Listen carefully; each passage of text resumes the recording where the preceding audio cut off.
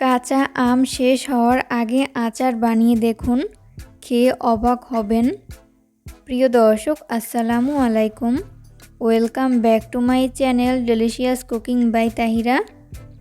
বরাবরের মতো আবারও হাজির হয়ে গেলাম আচারের একটি রেসিপি নিয়ে।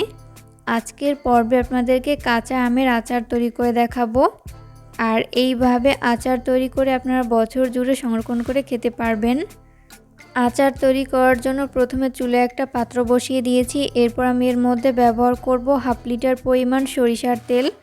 আচার তৈরি করার ক্ষেত্রে অবশ্যই সরিষার তেল ব্যবহার করতে হবে। এরপর আমি এর মধ্যে কিছু গোটা গরম মশলা ব্যবহার করব। আমি এখানে তেজপাতা, এলাচ আর দারচিনি ব্যবহার করেছি। এরপর খুব সুন্দর একটা ফ্লেভারের জন্য কিছু শুকনো মরিচ ব্যবহার করব। এরপর চুলার আঁচ লো মিডিয়ামের মাঝামাঝিতে রেখে আমি 2 মিনিটের মতো এই মশলাগুলোকে খুব ভালো মতো ফ্রাই করে নিব।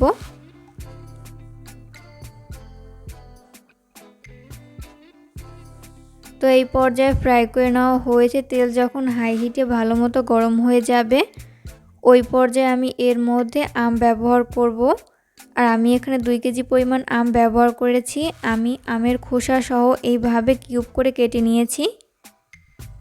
এরপরে গরম তেলে এই আমগুলোকে দিয়ে দিচ্ছি।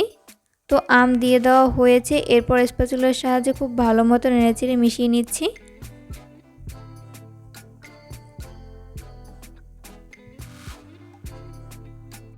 তো এই পর্যায়ে মিশিয়ে নেওয়া হয়েছে।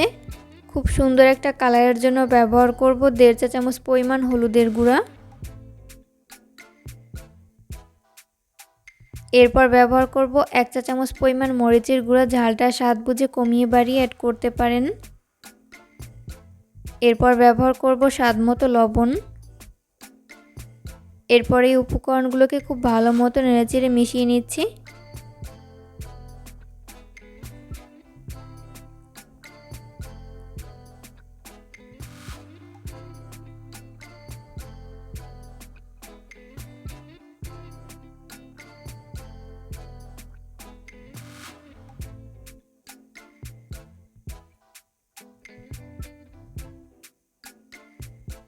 তো এই পর্যায়ে মিশিয়ে নেওয়া হয়েছে। এরপর লো আঁচে আমি আরও 5 মিনিটের মতো এই আচারগুলোকে জাল করে নিব। এরপর আবারও স্প্যাচুলার সাহায্যে খুব ভালো মতো নেড়েচেড়ে মিশিয়ে নিচ্ছি। তো মিশিয়ে নেওয়া হয়েছে। এরপর ঢাকনা লাগিয়ে চুলার আঁচ একদম লোতে রেখে আমি দমে 10 মিনিটের মতো জাল করে নিব। এরই মাঝে আচারগুলো খুব ভালো মতো কুকড হয়ে যাবে। 10 মিনিট পরে আমি ঢাকনা উঠিয়ে নিচ্ছি। এরপর আবারও স্প্যাচুলার সাহায্যে খুব ভালো মতো নেড়েচেড়ে মিশিয়ে নিচ্ছি।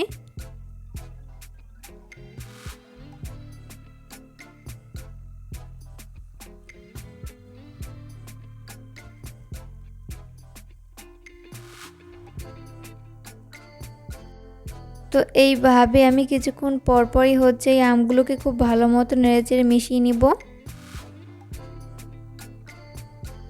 তো জাল করতে করতে একটা পর্যায়ে দেখা যাবে যে আমগুলো খুব ভালো মতো সিদ্ধ হয়েছে। এই পর্যায়ে আমি এর মধ্যে ব্যবহার করব 1/3 কাপ পরিমাণ চিনি। মিষ্টিটা স্বাদ অনুযায়ী বাড়িয়ে কমিয়ে অ্যাড করতে পারেন। আচারটাকে দীর্ঘদিন সংরক্ষণ করে রাখতে চাইলে এখানে ভিনেগার ব্যবহার করতে হবে।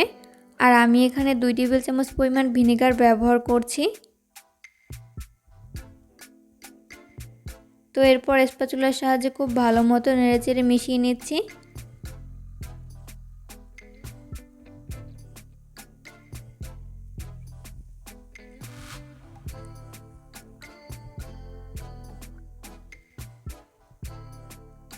তো এই পর্যায়ে আচার খুব ভালো মতো কুকড হয়েছে। এরপর আমি এর মধ্যে ভাজা মশলা ব্যবহার করব। আমি এখানে 1/2 চামচ পরিমাণ টালা জিরার গুঁড়া দিয়ে দিচ্ছি।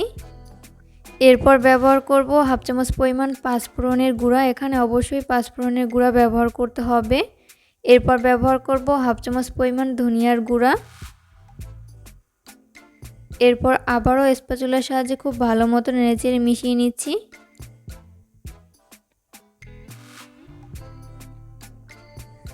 তো এই পর্যায়ে কিন্তু আমাদের আচার বানানো হয়েছে। এরপর উপর থেকে আমি এর মধ্যে 1 টেবিল চামচ পরিমাণ আস্ত পাঁচফোড়ন দিয়ে দিচ্ছি।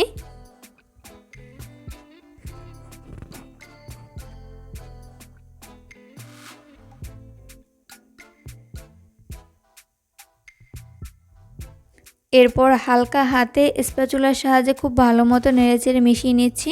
এই পর্যায়ে কিন্তু জোরে জোরে নাড়া যাবে না।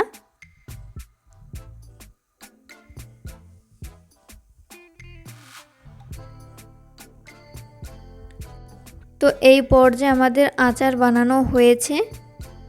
এরপর চুলা থেকে নামিয়ে নিব। চুলা থেকে নামিয়ে ঠান্ডা করে কাচের জারে ভরে 1 বছরের মতো সংরক্ষণ করে এই আচার খেতে পারবেন। ভিডিও ভালো লাগলে অবশ্যই ফ্রেন্ডস অ্যান্ড ফ্যামিলিদের মাঝে শেয়ার করবেন।